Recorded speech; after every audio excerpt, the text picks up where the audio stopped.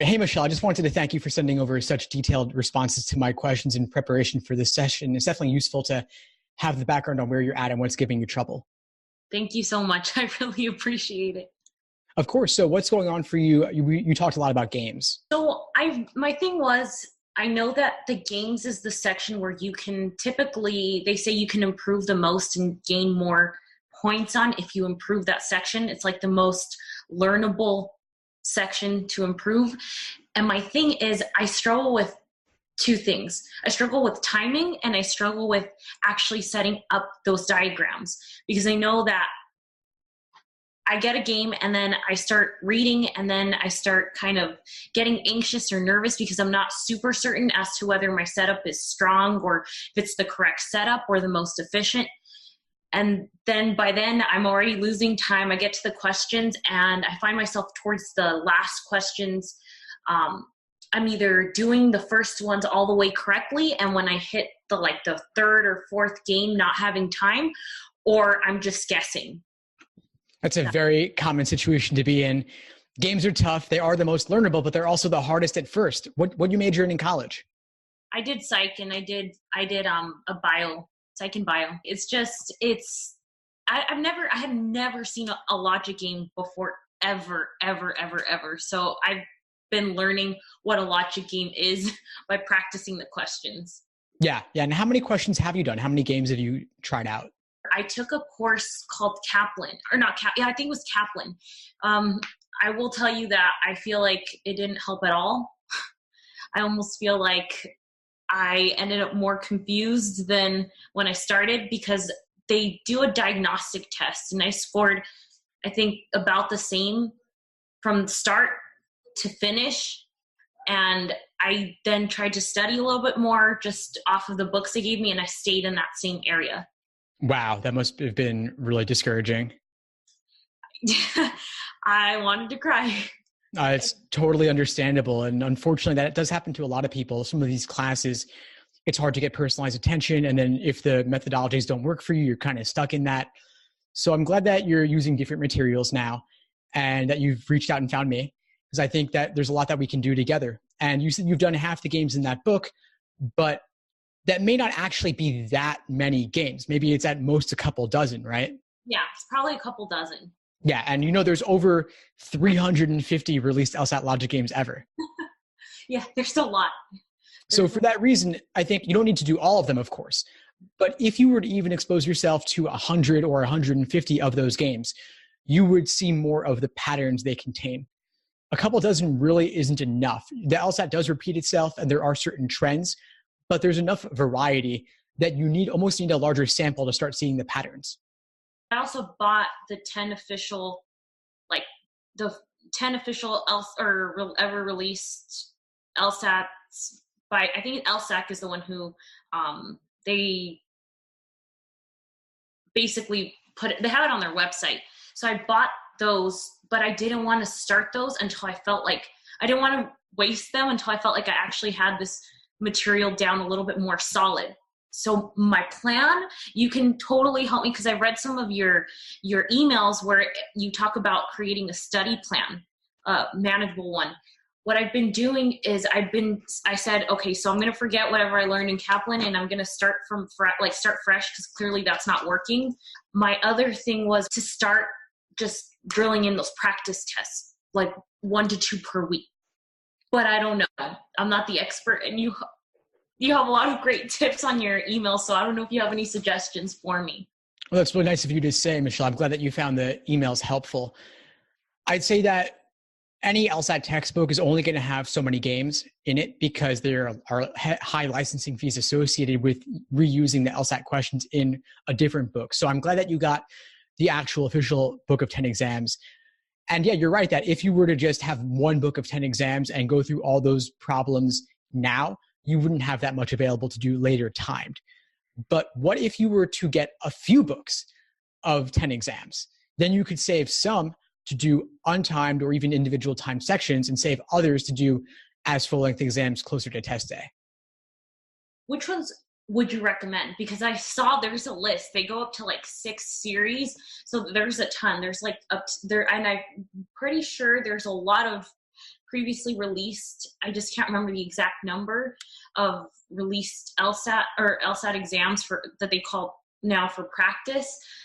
I'm assuming that I don't know what that number is really. Like which ones are the best ones to leave for, once I feel like the material's solid, and which ones to utilize as practice to study with. This is actually a particular interest of mine. So I'm glad that you raised this question. One of my favorite things to do, and one of the most popular things I have, are my LSAT study schedules. As you said, I have some emails about them as well, but basically I break it down so that I'm telling you, read these pages in this LSAT textbook, complete, then read these articles on my site that break it down more simply, then complete these exact practice problems. And so you're wondering, well, which practice problems should I do? And so I tell you in the schedules, so you can check it out for all the details. But to summarize it, I'll say, if you're taking the LSAT, in June or July?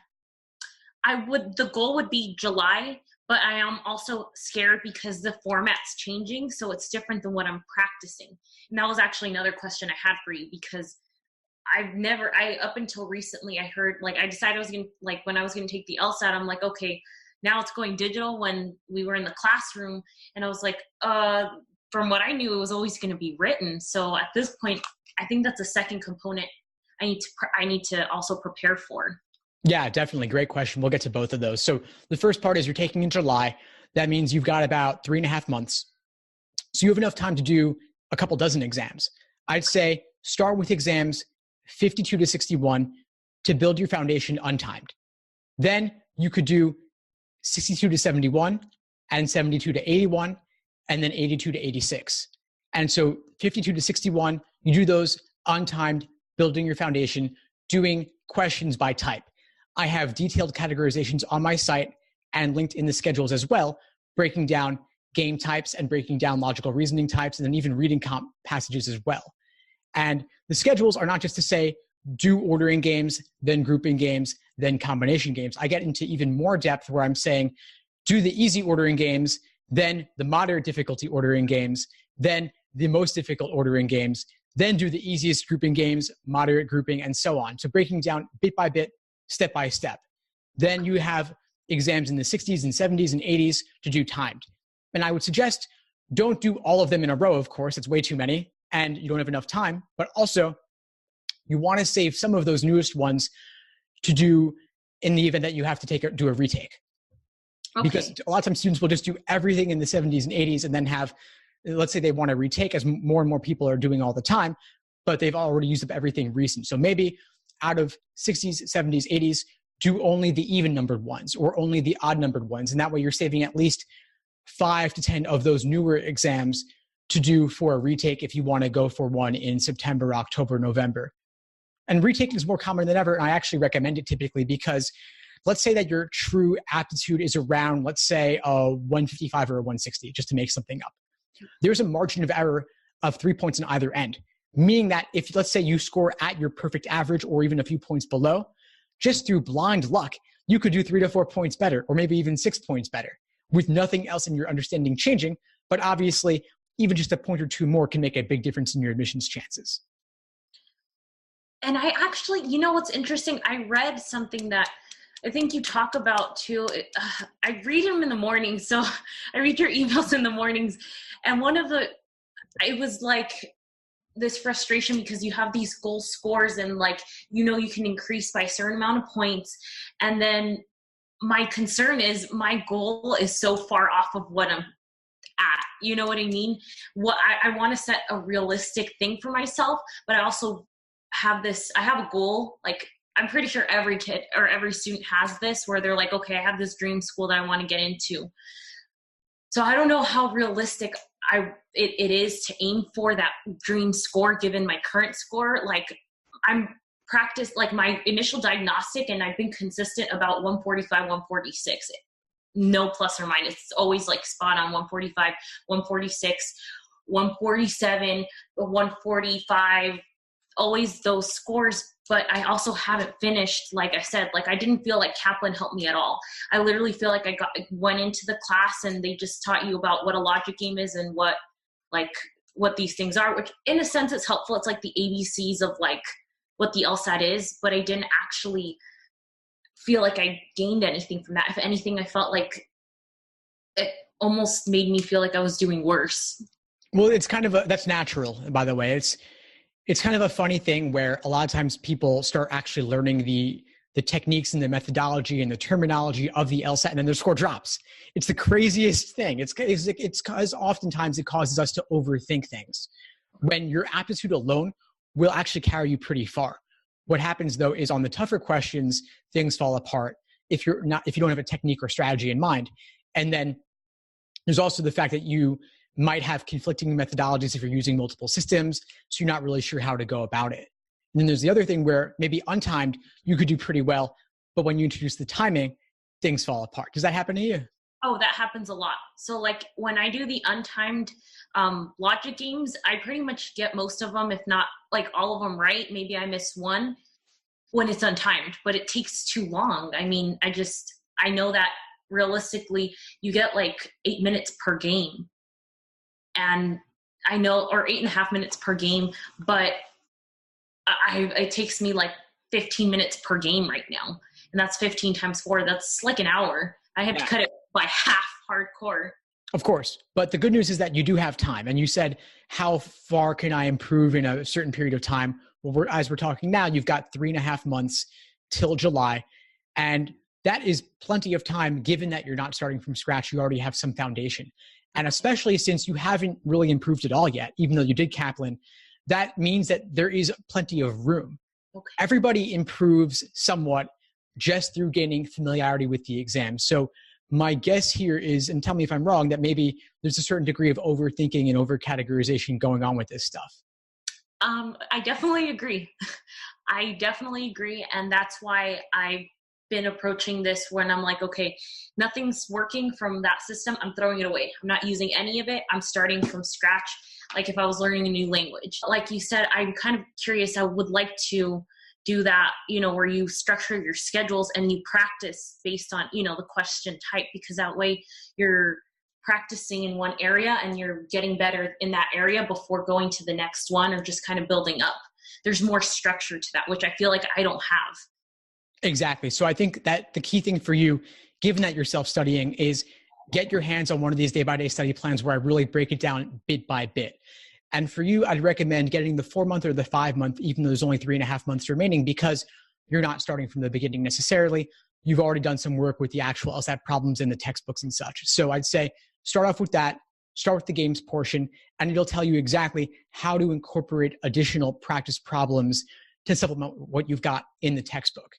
And so maybe you want to do a couple dozen games of each type before moving on to the next type to really solidify your understanding.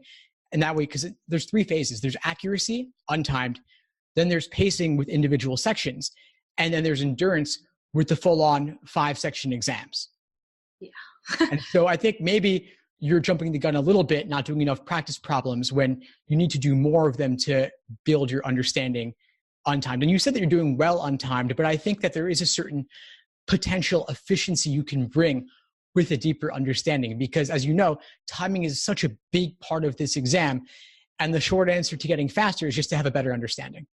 I absolutely agree. And that's where I'm trying to figure out, like I get scared because I'm like, okay, I'm just reading all this on logical games, but then I also need help with logical reasoning. Should I combine? It's like this uncertainty. So I think that the schedule, like you're talking about, would really help me structure, because that's what I lack. And then this whole, I think I get anxious when I don't know whether I should be doing, what I should be focusing on, it's actually a lot harder than I thought. Yeah, so, it is. It's harder for everyone than they initially think. I thought I could knock this out in 2-3 months when I first started, but my scores stayed in the low 150s for a long time when I had dreams of a 170 plus. And it ended up taking me a full year. And I don't want it to take you that long, of course, but it does typically take longer than we expect. And I think that for most people, it does take them 5 to 6 months to reach their fullest potential. Now you've got 3.5 remaining, but you've also been studying for a while. So I think that collectively you could have enough time to be good for July.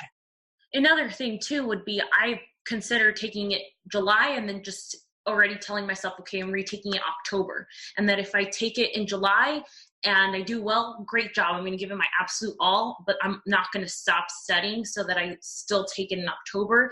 And if I love my score, absolutely fantastic. And if not, October is like, but at the same, because I'm not, I don't want to put a timeline. My goal is 172 actually, or I would, and that's really high given what I've been doing as my diagnostic. You know what I mean? It's a really high jump. So that means there might be a lot more in my process that I need to do to get to that score, which for me, I'd rather put in the time now, because I think from the research I've done, the higher you get on that score, I think it pays out. It pays off, especially in law school. It does. There's documentation of this, and a single point on the LSAT could be another $4,000 in value. And if you think about the ROI on that over the course of your entire career being leveled up in that way, it's huge. I mean, getting more scholarship money, $5,000, $10,000 a year, even getting a full ride or getting into a better law school, 170 if you want a top 14, that's not out of reach. And it does take a tremendous amount of work. It does take giving it your all. And I'm glad to hear that you're thinking about doing October as well. It's funny. I had an LSAT meetup the other night here in New York, and there was a guy there who was taking the March LSAT, and he had some anxiety and nerves about it, which is natural, of course. It happens to everybody. And so I said to him, would it kill you to pay the registration fee for June or July now, even if you might not take it, just to have the peace of mind knowing that this is not the only LSAT you have in front of you? Because, of course, while the LSAT itself in general is extremely important, no one particular test date is extremely important, especially since law schools do not average multiple LSAT scores. You can retake, and they'll take you with the best one you have. Yeah, that's definitely, for me, I felt like that makes me study with more desire, because I'm not saying this is the only exam I could ever take. I know if I did that, that gives me this anxiety, like you mentioned, that he had, because that's given. I want to make sure I give it my absolute all, but that I also don't go in thinking this is it. If I don't do it now, I'm done. And I know that can also inhibit I feel like it can inhibit my actual scores or my success in exams. So I want to make sure like I'm realistic too, because going from a 145 to a 170, but I also feel like I need to take the July exam. So at least I know in those conditions where I'm at and what, kind of like a midpoint, because essentially October is still early enough to do an application. And it would have been, I want to make sure I'm taking care of what I need to take care of, because really my dream school is UCLA, and you don't get in with when anything below, I think 170. Yeah, that's true. I mean, you could, depending on your GPA, maybe, but obviously a 170 plus will definitely improve your odds and any potential scholarship money that might come along with it. But it sounds like, honestly, you're giving it your all. You're giving it the time that it deserves. How many hours are you looking to put in per week? I would like to. I read something where they suggested 40 hours a week as a good solid, just the minimum. I also have to do, I do part-time work. So I tutor kids in the evenings and I dog walk just to live. So I was working full-time, and then I was like, there's no way. There's absolutely no way I can stick to my schedule and dedicate myself and try to get a 170. Maybe other people can. I was just realistic with myself. I have other things that with my health and stuff that I have to take care of. So my best hours of the day between 11 or even 10 or 11 up until 8 o'clock. Anything after that, I start going downhill. And I think most people are like that. I want to be realistic, and my main focus is this exam. As crazy as it sounds, it's this exam. So I want to put in a good amount of time, which I'm hoping to do 40 hours, but if I have to do plus, I'm fine with that. Having a structure is what I need, because what I've been currently doing is any kind of in between, any breaks. I'm like, okay, I'm done at 12 and then I have till 5. Then I have a 5 to 6. Great. To stay at the library, and I'm like, good. 7 to 9, they're closing. Great. It's time to go home. That's kind of what my schedule looks like. Okay. I like it. Now, first off, It's not crazy to make this your number one priority. You're talking to me, first of all. Of course, I think should be the top priority, but also not at the expense of your health, not at the expense of your making a living in the meantime. And honestly, 40 hours sounds like a lot. I'd say the LSAT is a good part-time job, but unless you're doing it for a living like I am, it's not a good full-time job because it can lead to burnout. I can tutor several hours a day, but I don't. I work with a limited number of students. But either way, back when I did tutor several hours a day, it was my life, but it also wasn't, I didn't have the same level of personal investment in it because of course I can never care more about the result than my students do, right? Ultimately it's your life and it's about what you do on your end outside of our coaching sessions. But what I can say is that given that you're working part-time, you do have more time available to you for studying than most people do. So I can lay out for you what I consider to be an ideal but kind of boring LSAT studying lifestyle that lets you maximize your LSAT focus, but still keep everything else solid. So let's say you wake up anywhere from, what time do you wake up typically? Realistically, I wake up at about 7:30. 7:30 is I should be waking up earlier, but it takes me time. I wake up, I make coffee, I eat breakfast, and then it still takes me some time to kind of be okay. That is okay. That is normal. And believe me, 7:30 is pretty good for someone who's not working an office job. Yeah. And it's not too far off from the sunrise, right? Yeah, it's true. No, that's great. So let's say you do all your getting ready morning stuff by, let's say 9:30, 10, you're ready to go. Mm-hmm. And you said 11 is like a good starting point for you. So let's even say 11. 11's okay. Let's say you study and you ate breakfast already, so you don't need to have an early lunch. But let's say you study from 11 to 1:30 or 11 to 2. That's a good 3-hour block. You incorporate a few breaks here and there throughout that 3-hour block, maybe 5 minutes here, 10 minutes there. It's all good. You take a break for lunch at 1:30, 2 o'clock, maybe 30 minutes, maybe 45 minutes. You go for a walk if the weather is good. Now, I guess in California, it's always good, right? So you have that as your benefit. So you got that. Then you come back to studying, let's say at 2:30, 3 o'clock. You do another 3 hours till 6. That's enough. That's fine. That's 5.5, 6 hours in a day. That's all you really need. Any more than that could lead to burnout, especially if you're doing this 5 or more days per week. I would also definitely recommend incorporating some off days.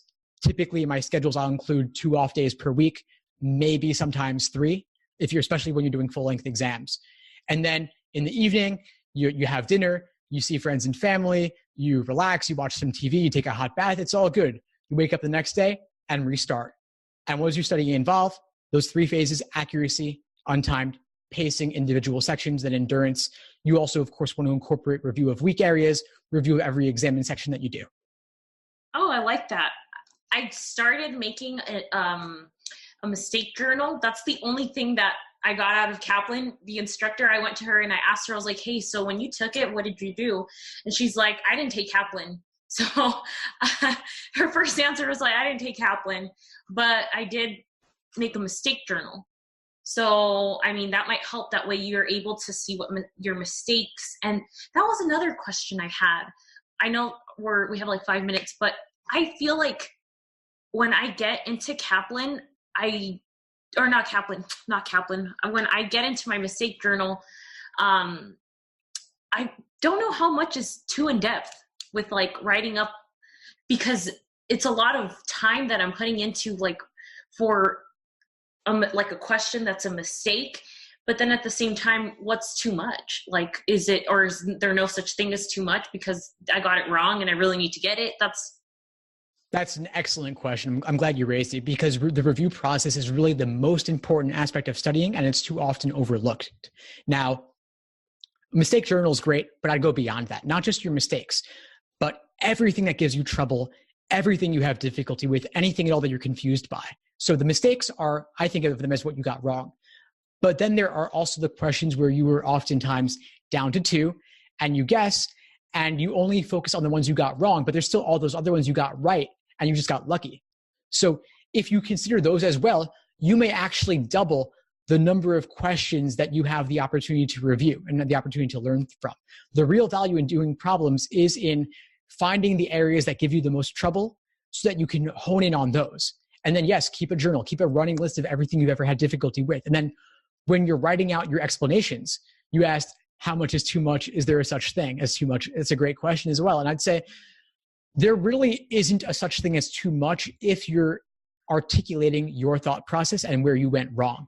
You want to look at every single answer choice that tempted you that was wrong and figure out what was tempting about it and what ultimately made it wrong. And then on the flip side, for the right answer choice, what pushed you away from it? What discouraged you from it?